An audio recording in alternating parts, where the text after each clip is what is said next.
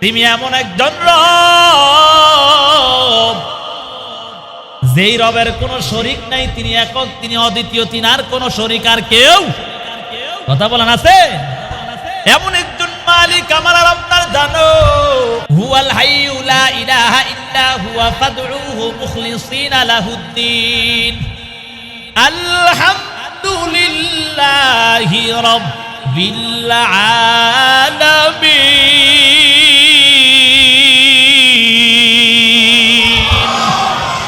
হুয়াল হাইয়্যু লা ইলাহা ইল্লা হু, তিনি এমন একজন রব, চিরঞ্জীব, চিরস্থায়ী মাওলা, তার কোনো ইলাহ নাই, অর্থাৎ তিনি ছাড়া অন্য কোনো ইলাহ নাই।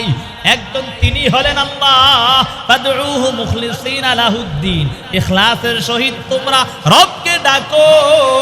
কোন রবকে ডাকবা? আলহামদুলিল্লাহি রাব্বিল আলামিন। সমস্ত প্রশংসা কার জন্য? ধরে কয় না কার জন্য? আমার কথা, আমার বাবার কথা না, না। সূরা মুমিনুনের মধ্যে আল্লাহ তাআলা 65 নম্বর আয়াত আল্লাহ সুন্দরভাবে জানায়া দেন, হে দুনিয়ার মানুষ শোনো শোনো, তোমরা আমি আল্লাহকে ডাকবা, কারণ আমি আল্লাহ এমন একজন রব যিনি চিরঞ্জীব, চিরস্থায়ী মাওলা, তিনার কোনো শরীক নাই, লয় নাই, কোথায় নাই, ঠিক না? এর শেষ নাই, সুখ নাই, তিনি এমন একজন রব, তাকেই তো ডাকা দরকার। কথা বলেন ঠিক না বেঠিক?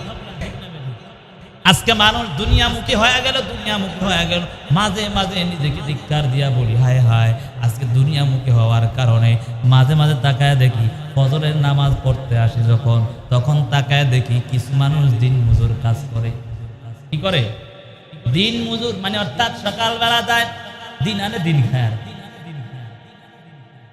ইল্লা তবে কিছু আছে কাজ করার জন্য তাই তো ঘরে নামাজ পড়ে যায়। কিছু কিছু মানুষ এখন আছে ভোর রাত্রে উঠিয়া কাজে দৌড়ায়। একটা বারও যদি প্রশ্ন করি, বাবা আপনি কি ফজরের নামাজটা আদায় করছেন? হায় হায়, কপালটা বড় খারাপ। প্রশ্ন করবেন, তাকায় দেখবেন ফজরের সময় উঠে কিন্তু ফজরের নামাজ পড়ে না, ঠিক না? আরে পুরা কপালের দল, জীবনটা তো ধ্বংস হয়ে গেছে, একটা বারও চিন্তা করলি না দুনিয়ার জন্য। তুই আজকে দৌড়া, ভোর রাত্রে উঠিয়া দৌড়াইতিস দুনিয়া কামায়ার জন্য। যদি কাজ না করি আমাকে খাবার দিবে না, যদি কাজ না করি আমাকে টাকা পয়সা দিবে না, আমার মজুরি দিবে না। এই জন্য সকাল সকাল উঠিয়া ফজরের সময় দৌড়াও, একটা বারও চিন্তা করলি না আমার রব যে তোমারে আমারে দুনিয়ার জমিনে পাঠাইছে, সেই রব কি একটা বারও তোর কাছে একটা সিজদারও মালিক হয় না? কেমন পড়া কপাল মালা হয়ে গেনি, একটা বারও সেই চিন্তাটাও হয় না। নিজেকে নিজে ধিক্কার দিয়া বলি, আমি ভালো না, এজন্য আমার মুসল্লি ভালো হয় না। যদি আমার আমল ভালো হইতো তাহলে আমার মুসল্লি নামাজও আদায় করত। যদি আমার আমল ভালো হইতো তাহলে আমার মুসল্লি অন্যায় কাজে লিপ্ত হতে পারতো না। আমি তো অন্যায় করি, আমার অন্যায়ের দিকে তাকাইলে বুঝি আমার মতো গুনাহগার এই জগতে আর কেউ হতে পারে না। এর যুবক সন্তান, বৃদ্ধ বাবা, পর্দার আড়ালের মাগো, জুমার আলোচনার থেকে এটাই বুঝাতে চাচ্ছি রে বাবা। আল্লাহ বলেন, যদি আল্লাহকে ডাকতে চাও তবে ডাকার মতো ডাকতে হবে।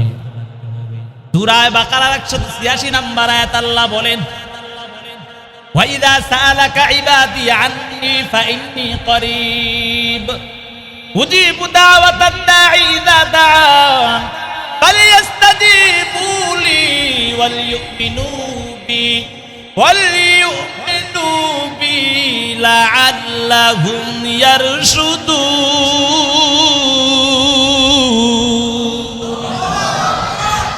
ওয়াইদা সাআলাকা ইবাদি আন্নী ফাইন্নী করিব। হে রব, রব ডাক দিয়া বলে, হে নবী আপনাদেরকে জানায়া দেন, যদি আমি আল্লাহর ব্যাপারে আপনার কাছে প্রশ্ন করে আমি রব কোথায় আছি, তাদেরকে বস্তুত বলবেন আমি আল্লাহ তাদের সন্নিকটেই থাকি। সুবহানাল্লাহ। আল্লাহ তাআলা এই কথাই বুঝাতে চাচ্ছে, বান্দা যখন আল্লাহকে ডাকবে, আল্লাহ বলেন, ওয়া ইযা সাআলাকা ইবাদি আন্নী ফাইন্নী করিব উজিবু দাওয়াতাদ দাঈ ইযা দাআন। আমার রব ডাক দিয়া বলে, যখন কোনো বান্দা বান্দি আমি আল্লাহকে ডাক দেয়, অবশ্যই আমি আল্লাহ তার ডাকটা কবুল করে নেই। সুবহানাল্লাহ।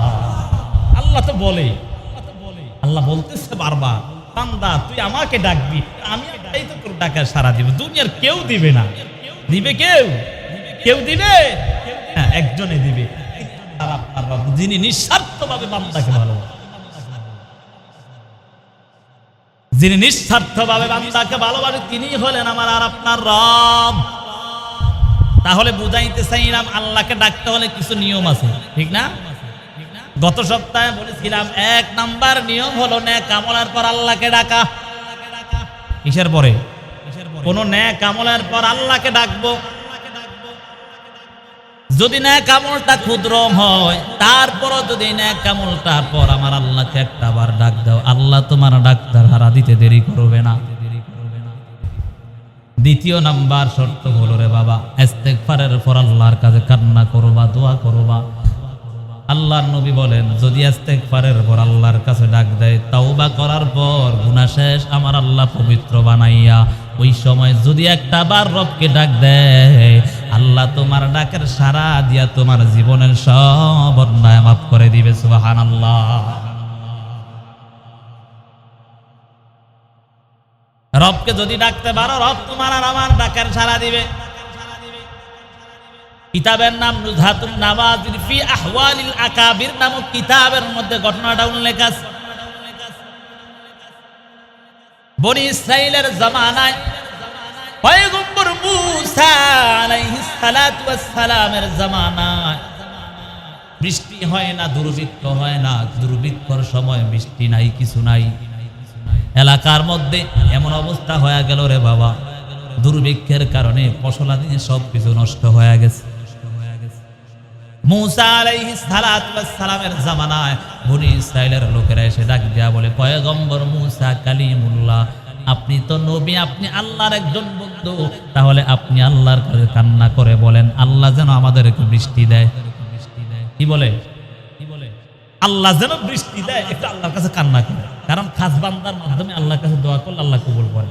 এই জন্য ওলি আউলিয়ারা, অনেক বড় আল্লাহর ওলি মানুষ যারা, তাদের ডাক দিতে দেরি, আল্লাহ ডাকের সাড়া দিতে দেরি করে না। সুবহান। যেই কথা বুঝাতে চাচ্ছিলাম, আল্লাহর নবীর কাছে এসে ডাক দেয়া বলে, পয়গম্বর মূসা, আপনি তো জামানার নবী, আপনার কাছে ফরিয়াদ করে আপনি একটু আল্লাহর কাছে বলেন যাতে আল্লাহ বৃষ্টি দেয়, দুর্ভিক্ষ দূর করে দেয়। আমাদের ফসলাদিগুলো নষ্ট হয়ে যাচ্ছে, যেন ফসলাদিগুলো আবার ভালো হয়ে যায়। পয়গম্বর মূসা বলে, ঠিক আছে, আগামীকাল খোলা ময়দানের মধ্যে আসিয়া আমার মালিককে সবাই মিলে ডাক দিব, আল্লাহ ডাকের সাড়া দিবে ইনশাআল্লাহ। পরের দিন আসিয়া পয়গম্বর মূসা আলাইহিস সালাতু ওয়াস সালাম ৭০,০০০ বনি ইসরাঈলদেরকে নিয়া খোলা ময়দানের মধ্যে গিয়া হাজির হয়ে গেছে। আল্লাহকে ডাকে, আল্লাহ, এলাকার মধ্যে বৃষ্টি নাই, দুর্ভিক্ষ দেখা দিয়েছে, আল্লাহ আপনি দুর্ভিক্ষটা দূর করে দেন, বৃষ্টি দিয়া দেন। কিন্তু আল্লাহ তো ডাকের সাড়া দেয় না। আমার রব তাকায় তাকায় দেখতেছে, বান্দারা কাঁদতেছে, কিন্তু আল্লাহ তার ডাকের সাড়া দেয় না। তাতে কিন্তু নবীও আছে। আল্লাহ কি দেখে না এগুলা? মূসা কালিমুল্লাহ ডাক দিয়া বলে, ওয়ালাম আকু বিদুআইকি রব্বি শাকিয়া। হে রব, আমি আপনাকে যতদিন ডাকছি কোনদিন তো আপনার কাছ থেকে আমি ফিরত যাই না, আজকে কেন ফিরত গেলাম কিছুই তো বুঝলাম না। আল্লাহ, আপনাকে সব সময় ডাকি, কোনদিন ডাকের সাড়া দেন, এমন হয় না যে সাড়া দেন নাই। আজকে তো এখনো সাড়া দেন না। ৭০,০০০ বনি ইসরাঈল নিয়ে দোয়া করছে। আল্লাহ ওহী পাঠায়া দিয়েছে, আরে জিবরাইল তাড়াতাড়ি যা, তাহলে আমার নবীর সম্মান নষ্ট হয়ে যাবে। কথা বলেন ঠিক না? নবীর মাধ্যমে তার কাছে চাইতেছে, নবীরা তো মাসুম, কথা বলেন ঠিক না বেঠিক?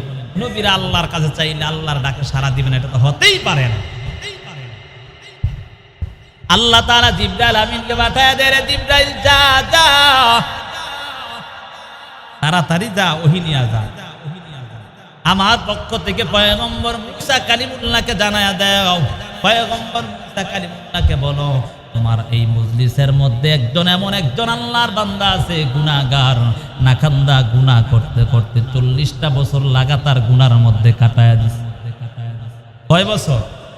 40 বছর গুনার মধ্যে কাটাইছে। এই লোকের কারণে এখন বৃষ্টি দেব না, যদি সে এই মজলিস থেকে সরে যায় তারপরে বৃষ্টি দেবে।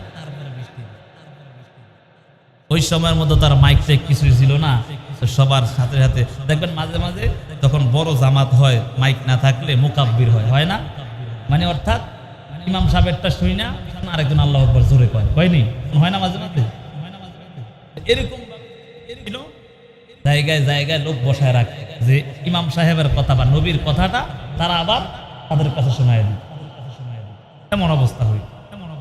সবাই যখন নবীর কাছে ওহী আসছে, নবী তো জানাই দিতে এই মজলিসের মধ্যে কে আছে লাগাতার গুনাহ করছে, এই লোকের কারণে আল্লাহ বৃষ্টি দিচ্ছে না।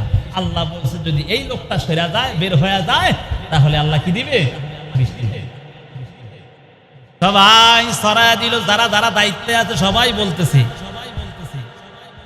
মজলিসের মধ্যে এমন কোন লোকটা আছে 40 বছর যাবত গুনাহ করছে। আচ্ছা আমি চুরি করছি, এখন আমার মনের মধ্যে তো চুরির ভাবটা আছে, কথা বলেন ঠিক না বেটে? আমার মনে আছে না যে আমি চুরি করছি? মাঝে মাঝে দেখবেন সবাই চোরাইছে রে, বুঝেন নাই কথা, হয় না এমন যে দেখবেন চোরাই চুরি কইরা ভরা মজলিসের মধ্যে বা ভিড়ের মধ্যে চোরাইছে, হ্যাঁ চোরাইছে, কিন্তু হ্যাঁ মনের মধ্যে আছে, হাই রে কখন থেকে আবার ধরা খায় আছে, বুঝেন নাই কথা? সবাই দায়িত্বশীলরা বলতেছে কে আছো 40 বছর লাগাতার গুনাহ করেছ, অন্যায় করেছ, তুমি যদি বের না হও তাহলে আল্লাহ বৃষ্টি দিবে না।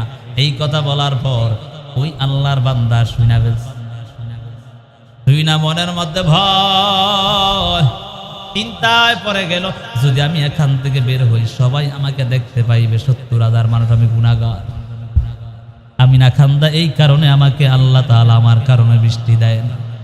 আর যদি আমি না বের হই তাহলে তো মুসার কাছে আবার ওহী পাঠায় আমার খবর জানায় দিবে আল্লাহ। সিফাত পড়ছে নি? হ্যাঁ, এমন সিফাত পড়ছে,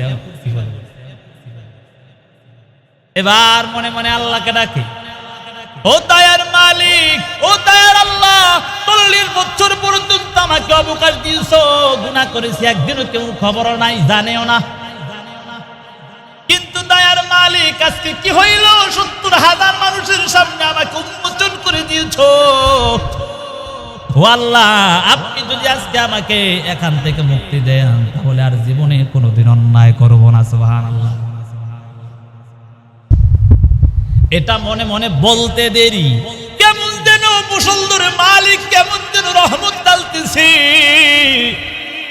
পয়গম্বর মুসা ডাক দিয়া বলে, দয়ার মালিক, ও দয়ার আল্লাহ, আমি কি তাহলে মিথ্যাবাদী হয়ে গেলাম নাকি? সব উম্মতের কাছে বলে দিলাম যদি ওই লোকটা না বের হয় তাহলে বৃষ্টি নাকি আপনি দিবেন না। তাকাইয়া দেখলাম কেউ তো এই মজলিস থেকে বের হয় না, তাহলে কেমন করে আবার বৃষ্টি হয়ে গেল? আল্লাহ তাআলা ওহী পাঠাইয়া বলে, রে মুসা, তুমি কি জানো যেই বান্দার কারণে আমি আল্লাহ বৃষ্টি বন্ধ করে রেখেছি, সেই বান্দার কারণে আমি আল্লাহ আবার বৃষ্টি দিয়েছি। সুবহানাল্লাহ। পয়গম্বর মুসা আলাইহিস সালাতু ওয়াস সালাম এবার আল্লাহর কাছে কান্না করে বলে, আল্লাহ, যদি তার কারণে এমন একজন লোকের কারণে বৃষ্টি দেন না, আবার তার কারণে বৃষ্টি দিয়েছেন, আমার মনে বড় আশা, আমি মনে চাই ওই বান্দাটার সাথে একটু মোলাকাত করার জন্য। আল্লাহ বলে, রে মুসা, সব কিছু চাইলেই হয় না, কারণ যে আমি আল্লাহ তার 40 বছর যাবত কাউকে তার গুনার ব্যাপারে জানাই না, আজকেও জানাই না, এখন যদি তোমাকে জানাই তাহলে সবাই জেনে ফেলবে, এই জন্য না না, আমি আমার বান্দার গোপন খবর কারো কাছে বলতে চাই না। এমন একজন রব রে জানো, যত অন্যায় করবি রে যুবক সন্তান, আমার রব তো তোমাকে কোনোদিনও এই কথাটা বলে নাই, তোর গুনাহটা আমি সবার সামনে প্রকাশ করে দিব। এরে বাবা, আমি তো ইমাম সাহেব, যদি আমার গুনার খবর আপনি জানতেন আমার কখনো ইমামতির মুসল্লায় দাঁড়া করাইতেন না। এরে বাবা, যদি আমার অন্যায়ের খবর জানতেন তাহলে কখনো আমাকে চেয়ারে বসানোর সুযোগও দিতেন না। কিন্তু আমার রব এমন একজন রব, আমার দোষগুলোকে গোপন রাখিয়া এখনো আপনাদের সামনে ইমামতির মুসল্লায় দাঁড় করানোর সুযোগ করে দিয়েছে। এমন একজন রব, তিনি হলেন আল্লাহ, তিনিই তো আল্লাহ। কথা বলেন ঠিক না বেটি? এর যুবক সন্তান, ও বৃদ্ধ বাবা, ও পর্দার আড়ালের মাগো, এটাই তো বুঝাতে চাচ্ছিলাম। তাহলে আল্লাহকে ডাকতে হলে কিছু নিয়ম আছে না নাই? এক নাম্বার নিয়ম হলো নেক আমলের পর কাকে ডাকবো? ধরে বলেন, কাকে ডাকবো? নেক আমল করে করে আল্লাহকে ডাকবো, জিকির আজকার করে করে আল্লাহকে ডাকবো, আল্লাহর কাছে তওবা করে করে আল্লাহকে ডাকবো। যদি এক নম্বরে এমন শর্তগুলো আদায় করতে পারো, দ্বিতীয় নম্বর শর্ত হলো ইস্তেগফার, তওবার পর আল্লাহকে ডাক দিবা। আল্লাহকে ডাক দিতে দেরি হবে, আমার আল্লাহ তোমার আর আমার ডাকে সাড়া দিতে দেরি করবে না। গুনাহ ছেড়ো, এটাও একটা আল্লাহকে ডাকার মাধ্যম। গুনাহ ছাড়লে বান্দা পবিত্র হবে। আল্লাহর নবী বলেন, ইত্তাকিল মাহারিমা তাকুন আবাদান নাস। গুনাহ ছাড়ো, আল্লাহর প্রিয় বস্তু হয়ে যাও। অর্থাৎ গুনাহ যদি ছেড়ে দাও, তাহলে আমার আল্লাহর খাঁটি বান্দা হওয়ার সুযোগ আছে। কথা বলেন ঠিক না বেট? এরে যুবক সন্তান, ও বৃদ্ধ বাবা, এ যুবক সন্তান, একটা প্রশ্ন আপনার কাছে করতে চাই। দুনিয়ার জমিনের মধ্যে যদি একবার অন্যায় করো, দ্বিতীয়বার অন্যায় করো, দুনিয়ার মালিক তোমাকে আর তাড়া দিবে না, তোমার বিচার করবে। কথা বলেন ঠিক নেই? আল্লাহ এমন একজন আল্লাহ, যে আল্লাহকে এত অন্যায় করার পর একটা বারো তোমার জন্য খাবার বন্ধ করে দেয় নাই, একটা বারো তোমার আর আমার জন্য অক্সিজেন বন্ধ করে দেয় নাই, একটা বারো তোমার জন্য আমার জন্য আমার আল্লাহ তাআলা অন্যায়ভাবে যে তোমাকে জীবনটা ধ্বংস করে দিবে এমনও করে নাই। আমার আল্লাহ এমন একজন রব, যত অন্যায় করবি তারপর অন্যায়ের পর যদি একবার ভুলটা বুঝিয়া আমার আল্লাহকে ডাক দিতে পারো, আমার আল্লাহ তোমার জীবনের সব অন্যায় মাফ করে দিবে। সুবহানাল্লাহ। এই জন্য আল্লাহ তাআলা বলেন, ওয়া ইযা সাআলাকা ইবাদি আন্নী ফাইন্নী করিব উজিবু দাওয়াতাদ দাঈ ইযা দাআন। বান্দা আমার কাছে প্রার্থনা করবি, আমি আল্লাহ তোর প্রার্থনাকে কবুল করব। এরে বাবা, এই কথাটাই বুঝাতে চাচ্ছিলাম। এক নাম্বার হলো নেক আমলের পর আল্লাহকে ডাকবা, আল্লাহর কাছে দোয়া করো। না নেক আমলের পর হাতটা উঠাইয়া আল্লাহর কাছে দোয়া করতে দেরি হবে, আল্লাহ তোমার ডাকের সাড়া দিতে দেরি করবে না। দ্বিতীয় নাম্বার হলো ইস্তেগফারের পর আমার আল্লাহকে ডাক দিবা, আমার আল্লাহ তোমার ডাকের সাথে সাথে সাড়া দিয়া ফেলবি। নেক আমলের কেমন দাম জানো? বিপদ পড়বা, আল্লাহ নেক আমলের উসিলা দিয়া যদি আল্লাহর কাছে কান্না করো, আল্লাহ তোমার ওই ডাকটাও কবুল করে নেবেন, বিপদ থেকে হেফাজত করবেন। এর যুবক সন্তান, হাদিসের মধ্যে আছে পয়গম্বর আরবি ইরশাদ করেন, বনি ইসরাইলের জামানায় তিনজন যুবক আল্লাহর বান্দা। হাদিসের তরজমাটা আপনাদেরকে শোনায় দেই রে বাবা। তিনজন যুবক সন্তান পাহাড়ি অঞ্চল দিয়া পাহাড় দিয়া চলতেছে, চলাফেরা করতেছে। এমন হালতের মধ্যে হঠাৎ করে কেমন যেন ঘূর্ণিঝড়, প্রবল বৃষ্টি কেমন শুরু হয়ে গেল। বাতাস আর বাতাস, পাহাড়ি অঞ্চলের মধ্যে কেমন যেন সব কিছু একাকার হয়ে যাচ্ছে। এমন হালাতের মধ্যে তিনজন যুবক তাকাইয়া দেখে এমন বৃষ্টি, এমন বাতাস শুরু হয়ে গেছে। তিনজন তাড়াতাড়ি করে গুহার মধ্যে একটা গর্তের মধ্যে আশ্রয় নিয়ে নিল। গর্তের মধ্যে আশ্রয় নেওয়ার পর এমন বাতাসের কারণে উঁচা জায়গা থেকে কেমন যেন একটা পাথর, বড় একটা পাথর আসিয়া যে গর্তের মধ্যে আল্লাহর তিনজন বান্দা ঢুকেছে, সেই গর্তের মধ্যে সাথে সাথে ওই পাথরটা এসে পড়ছে। পাথর পড়ার কারণে গর্তের মুখটা বন্ধ হয়ে গেল। আল্লাহর নবী বর্ণনা করেন, হাদিসুল গর নামক ওই হাদিসের মধ্যে সুন্দরভাবে বর্ণিত আছে। আল্লাহর নবী বলেন যে তিনজন যুবক যখন ওই গুহার মধ্যে প্রবেশ করলেন, সাথে সাথে একটা বাতাস আসিয়া আচমকাভাবে ওই বাতাসের কারণে পাথরটা উঁচা জায়গা থেকে আসিয়া ওই গুহার মুখটার মধ্যে এসে পড়ে গেল। সাথে সাথে ওই মুখটা বন্ধ হয়ে যায়, অন্ধকার হয়ে যায়। তিনজন যুবক ভিতরের মধ্যে পড়ে আটকাস। তিনজন যুবক চিন্তায় পড়ে গেল, কি হলো, কি করা যায়? তিনজন যুবক পরামর্শ করিয়া বলে, আমাদের কারো কোনো নেক আমল আছে কিনা, সেই নেক আমলটার উসিলা করে আল্লাহর কাছে কান্না করো, আল্লাহ আমাদের দোয়াকে কবুল করবে। একজন যুবক হঠাৎ করে ডাক দিয়ে আল্লাহর কাছে ডাক দিয়া বলে,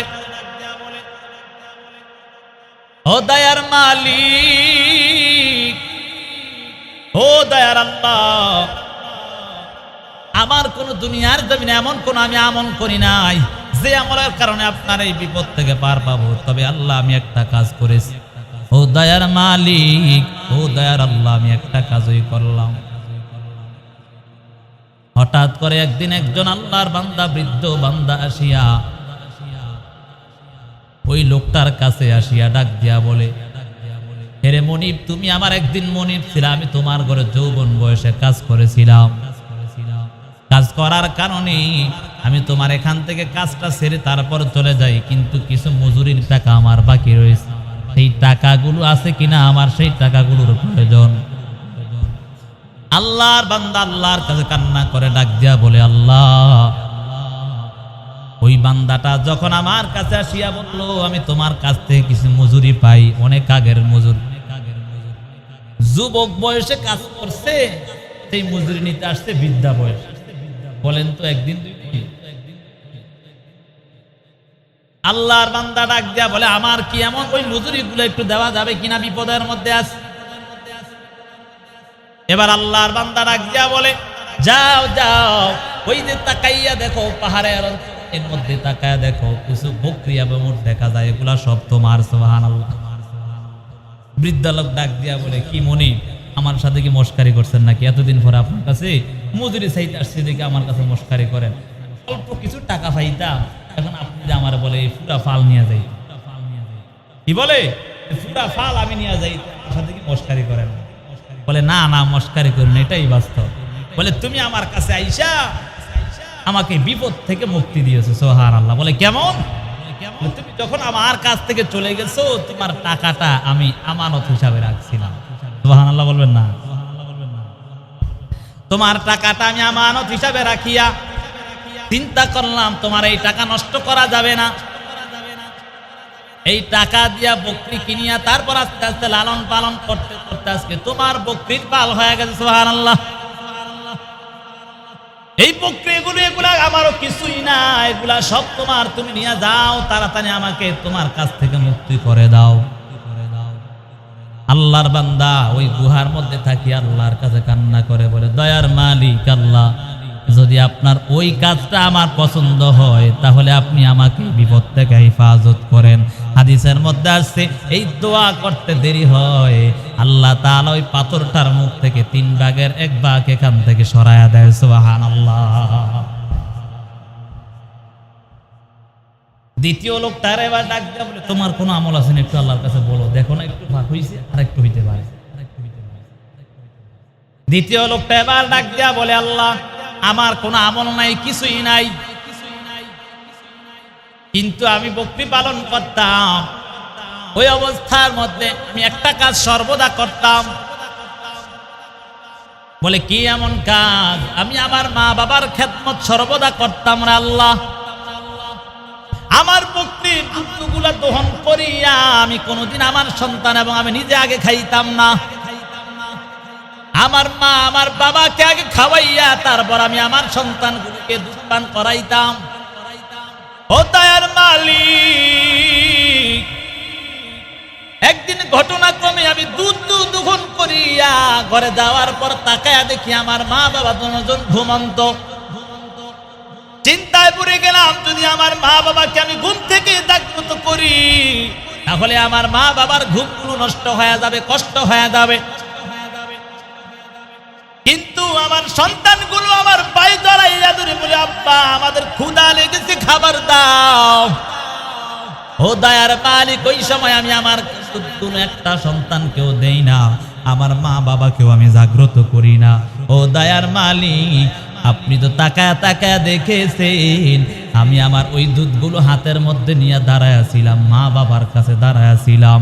যখন আমার মা বাবা ঘুম থেকে জাগ্রত হয়েছে ওই সময় আমি আমার মা বাবাকে আগে দুধ পান করাইয়া তারপর আমি আমার সন্তানদেরকে দুধ পান করাইছি। ও মালিক, যদি আপনার ওই আমলটা আমার পছন্দ হয় তাহলে এখান থেকে আমাদেরকে মুক্তি করে দেন।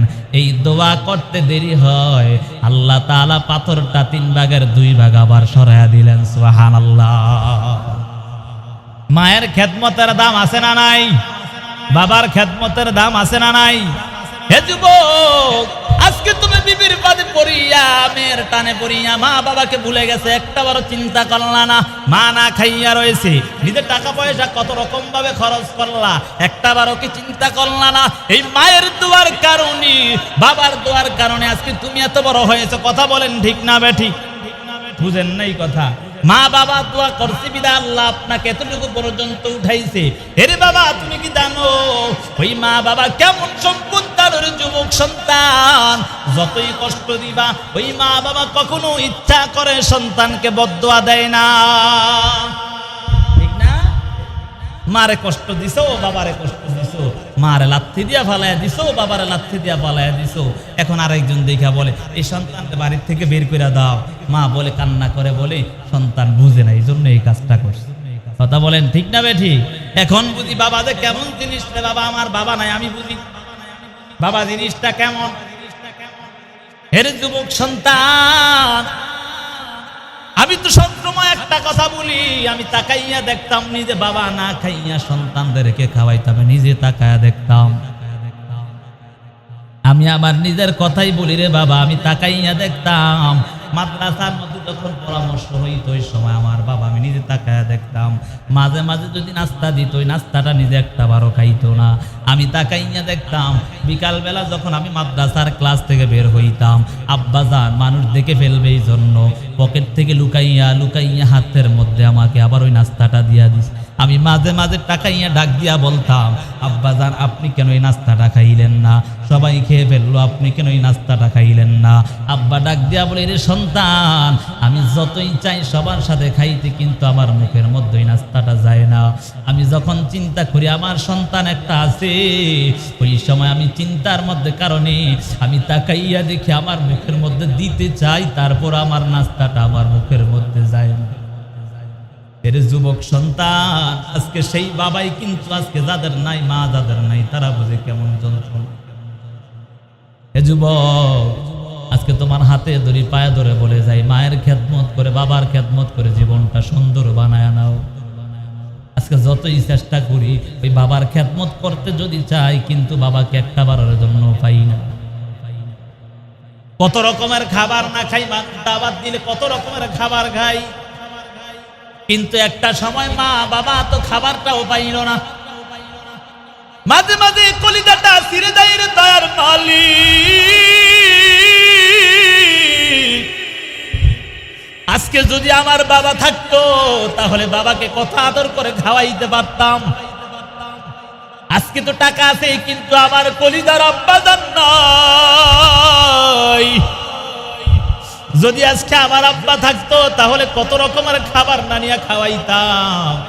এজন্য যুবক সন্তান, আর মা বাবার সাথে অন্যায় করিস না রে যুবক সন্তান।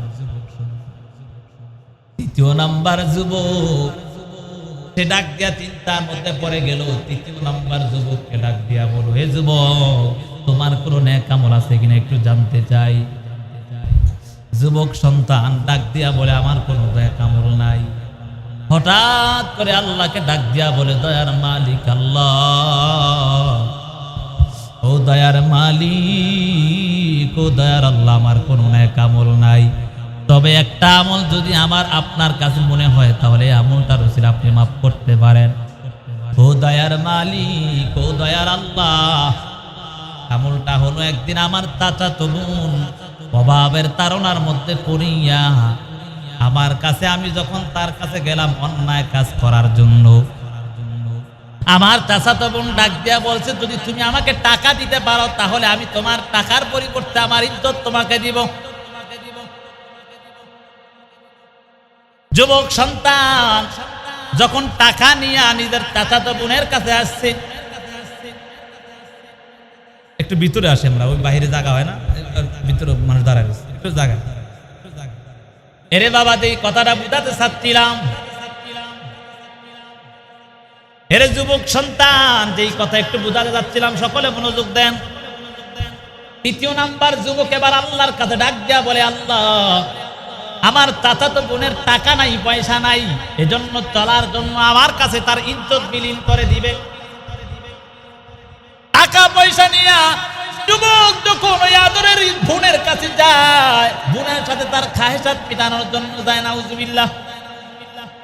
এমন হালাতের মধ্যে বোনটা কিন্তু ছিল পরহেজগার, নেককার, আল্লাহর বান্দি, অভাবের তাড়নায় পড়িয়ে কি করছে, ইজ্জত নেককার ছিল, হাদিসের মধ্যে আছে নেককার ছিল, কিন্তু কি অভাবের তাড়নায় পড়া এখন বলে যে, ডাক দিয়া বলে, ভাই যদি তুমি আমাকে টাকা দিতে পারো তাহলে তোমার খাহেসাত আমি পূরণ। এখন টাকা নিয়া যুবক সন্তান আদরের চাচাতো বোনের কাছে গিয়ে হাজির হয়ে গেল। যখন একান্ত সময় হয়, আল্লাহর বান্দি চোখ দিয়া বেয়ে বেয়ে পানি পড়তে, কারণ নেককার আল্লাহর বান্দি। কান্না করে ডাক দিয়া বলে, রে ভাই, আজ পর্যন্ত কেউ আমার ইজ্জত নষ্ট করতে পারে না, আজকে অভাবের তাড়নায় তুমি আমার ইজ্জত নষ্ট করে দিলে। একটাবার চিন্তা করো, আমার মাওলার ভয়টা অন্তরে ঢুকাও। যুবক সন্তান এই কথাটা শোনা মাত্র ওই আদরের ঘুমটা ছাড়িয়া এখান থেকে চলে যায়। সুবহানাল্লাহ। যুবক এবার ডাক দিয়ে আল্লাহর কাছে বলে, আল্লাহ, যদি আপনার ওই আমলটা আমার পছন্দ হয় তাহলে এইখান থেকে মুক্তি করে দেন। বলতে দেরি হয়, আল্লাহ তাআলা ওই পাথরটা গুহার থেকে সরাইতে দেরি করে না। ইয়া এলাহি তো মেরা গফফার হায়, ইয়া এলাহি তো মেরা সত্তার হায়, ইয়া এলাহি তো মেরা মাবুদ হায়, ইয়া এলাহি তো মেরা মাশুক হায়। এমন একজন রব আমার। এই জন্য আল্লাহ বলেন, যদি তোমরা আমি আল্লাহকে ডাকতে চাও, এক নাম্বার হলো নেক আমলের পর আমি আল্লাহকে ডাকবা। দ্বিতীয় নাম্বার হলো ইস্তেগফার তওবা করার পর আমি আল্লাহকে ডাকবা। তৃতীয় নাম্বার হলো ইসমে আজম পরে পরে আমি আল্লাহকে ডাকবা। চতুর্থ নাম্বার হলো নবী ওলিদের উসিলা দিয়ে আল্লাহকে ডাকা। আরে নবী ওলিদের উসিলা করে, আল্লাহ বুজুর্গ মানুষ ছিল, তার উসিলা করে, আপনার প্রিয় বান্দার উসিলা করে আপনি আমার দোয়া কবুল করেন। সুবহানাল্লাহ। তবে নবী না, নবী দিতে পারবে না, ওলিও দিতে পারবে না। তাদের উসিলা করে কার কাছে চাওয়া? কার কাছে চাওয়া? আল্লাহর কাছে চাওয়া। এরে বাবা, পঞ্চম নাম্বার হলো বরকতময় জায়গার মধ্যে থাকি আল্লাহর কাছে চাইতে হবে। যদি এই কাজগুলো করতে পারো তাহলে আল্লাহ তোমার ডাকের সাড়া দিতে দেরি করবে না। আর যেই কাজগুলো করবেন, আর কাজ হলো এক নাম্বার হলো যেই কাজগুলো করবেন, যে নেক আমলের পর আল্লাহকে ডাকবেন, ইস্তেগফারের পর আজমের পর বরকতময় জায়গায় থাইকা নবী ওলিদের উসিলা দিয়া আল্লাহর কাছে চাওয়া, এই কাজগুলো করবেন। আর কোন কাজগুলো করবেন না? এক নাম্বার হলো হারাম লোকমা খাইয়া, হারাম খাবার খাইয়া আল্লাহকে ডাকলে কাজ হবে না। দ্বিতীয় নাম্বার হলো অন্তর গাফেল রাইখা মুখ দিয়ে আল্লাহরে ডাকা। একদিন পয়গম্বর নুজহাতুল মাদারিস নামক কিতাবের মধ্যে আসছে, একদিন পয়গম্বর ইসলাম তাকায় দেখে একজন আল্লাহর বান্দা আল্লাহর কাছে এমন কান্না কাঁদতেছে, চোখের পানি শেষ। আল্লাহর এবার মুসাই ডাক দেয়। মুসার একটু রাগ কিন্তু বেশি, জানেননি, একটু রাগটা বেশি বেশি। আল্লাহর আল্লাহ, যদি আমার এই ক্ষমতা থাকতো তারা কিছু দেওয়ার জন্য, তা আমি তার লগ লগ মাফ করে দিতাম। আল্লাহ কয়, মুসা, তা জানি আপনি তা জানেন না, সে যদি কাঁদতে কাঁদতে চোখটা শেষ করে আল্লাহ এর ভরও আমি তার দোয়া কবুল করতাম না। তা মানে কারণটা কি? বলে তার জবান দিয়ে একটা, অন্তরে আরেকটা। কি কয়? আল্লাহ বলে তার জবানে একটা, অন্তরে আরেকটা। অর্থাৎ তার গাফেল অন্তর, অন্তরটা মনোযোগ নাই আল্লাহর দিকে। জবানেও আল্লাহকে ডাকতে হবে, ভাবিত রাখতে হবে। কথা বলেন ঠিক না বেটি? তাহলে আল্লাহ অবশ্যই কবুল করবে। তৃতীয় নাম্বার হলো যে আমরা হারাম আল্লাহর কাছে চাইব না। আল্লাহ আমার ধন সম্পদের মালিক বানায় দেন, বাড়ি গাড়ির মালিক বানায় দেন, অমুক তমুক করে দেন, সব করে দেন। কেমনে? মানুষের সম্পদ খাইয়া। ঠিক আছে? মানুষের সম্পদ খাইয়া, সম্পদ লুটপাট কইরা, সুদ গুট খাইয়া আল্লাহ আমার চলতে একটু সুযোগ করে দেন, আর একজনের কাছে টেহা লাগাইয়া। হ্যাঁ, এটা হইলে কাজ হইব। এই তো সারাদিন যদি করেন কোনো কাজ হবে না। আর আরেকটা হলো যে বান্দা, তোমরা আল্লাহর উপর পরিপূর্ণ ভরসা রাখিয়া কার কাছে চাওয়া? পরিপূর্ণ তাওয়াক্কুল কার উপর? আল্লাহর উপর চাওয়া।